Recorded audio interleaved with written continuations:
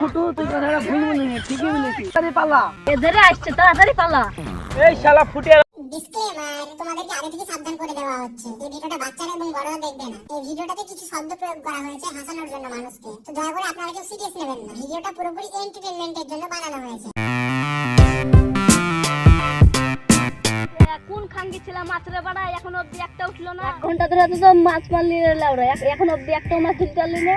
আরে খাবে আর কিছুক্ষণ ধৈর্য ধর, ঠিকই খাবে। লাউরা হলো না, মাছ ধরতে এসে ক্লাবে বসে তাস খেললে অনেক ভালো হতো।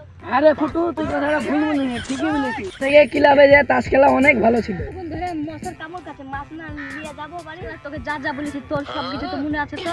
হ্যাঁ। ভালো করে চারিপাশ ঘুরে দেখ, পুকুরে মালিক জানে না আছে। আরে ফুটিয়ে ঠিক আছে দেখ। শালা ফুটিয়ে তো আমার পুকুরে তো প্রত্যেক দিনে মাছ মারে।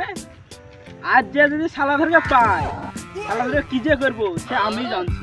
শালা আমার লাঠি যে কুন্দে খেয়েছি, লাঠিটা পেলে বারে ফুটিয়ে ধরকে যদি পুকুরে পায় তাহলে লাঠি দিয়ে শালা ধরকে বাড়াবো। যাই পল্টুদা, মালিক আসছে, তাড়াতাড়ি পালা। পল্টুদা তাড়াতাড়ি পালা, নাহলে ধরতে পারলে কেলাবে।